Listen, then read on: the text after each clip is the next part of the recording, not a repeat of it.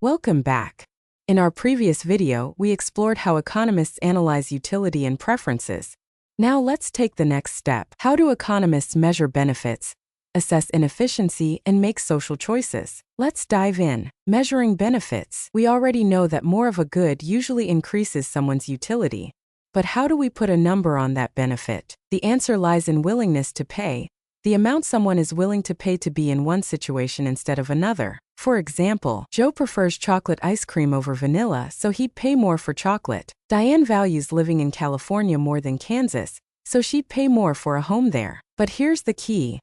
Willingness to pay isn't the same as actual payment. Market prices might be lower, and that's where the concept of consumer surplus comes in. Marginal utility and consumer surplus. Let's say Mary is buying sweatshirts. She's willing to pay $200 for 5, $228 for 6, $254 for 7. That means the 6th sweatshirt gives her marginal utility of $28, and the 7th gives her $26. Plot these values and you'll see the marginal utility curve slope downward. Now imagine sweatshirts cost just $29 each. Mary's consumer surplus on the first sweatshirt is $21.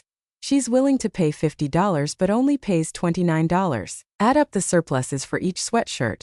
$21 plus $16 plus $11 plus $6 plus $1 equals $55 total consumer surplus. Visually, this is the area between the demand curve and the price line. What if the government builds a toll-free bridge? Economists use a compensated demand curve to measure the welfare gain.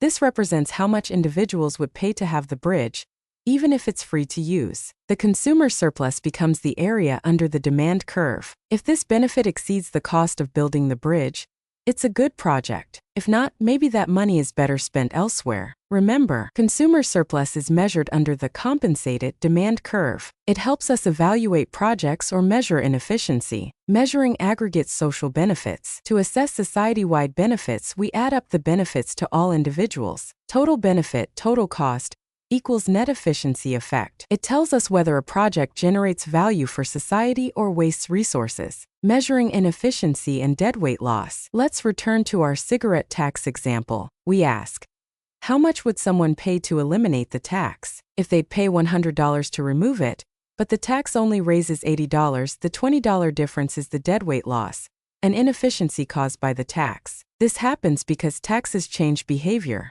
People buy less or switch to alternatives they like less, reducing their well-being. Even worse, some taxes cause big distortions without raising much money. That's inefficiency. Calculating deadweight loss. Using the compensated demand curve, economists draw a triangle, say triangle ABC, to show deadweight loss. It's the area under the demand curve, above the original price, and between the quantity with and without the tax. So just like we calculate benefits with consumer surplus, we measure inefficiency with deadweight loss. Let's say a project helps some people and hurts others. What do? Economists use 3 approaches to guide decision-making. The compensation principle. If people's total willingness to pay exceeds the cost of a project, we say go ahead. Example, if people would pay $1 million for a new park that costs $800,000, it seems worth it. But this ignores distribution. What if only rich folks benefit and poor folks bear the cost? That's where this principle falls short. Trade-offs across measures. Now we consider both efficiency and inequality. A project might boost output, but also worsen inequality. Do we accept that trade-off? Should we? This approach asks us to weigh how much efficiency is worth compared to fairness, but it still struggles to account for all the fine details, especially across different groups. This method gives different weights to gains and losses depending on who's affected. For example, gains for low-income households might count more than losses to high-income groups. Why? Because an extra dollar means more to someone struggling than to someone already wealthy. This way, we can calculate a single weighted net benefit that helps guide fairer decisions. The trade-off between efficiency and fairness. Traditionally, we thought more fairness equals less efficiency. Example, taxing the rich might reduce incentives to work or invest. But the real world is messy. Some inequality isn't productive. It comes from rent-seeking. Think monopolies raising prices, CEOs getting huge bonuses without real performance, financial firms making risky bets without social value. This doesn't grow the economy.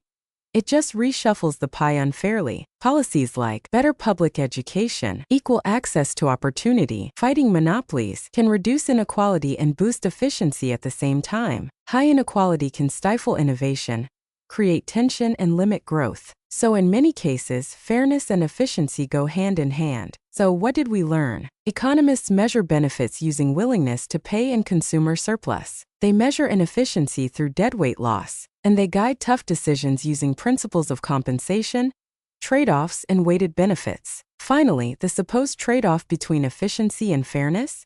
Not always real. We can often improve both. If you found this helpful, don't forget to like, subscribe, and drop your questions in the comments below. See you in the next video.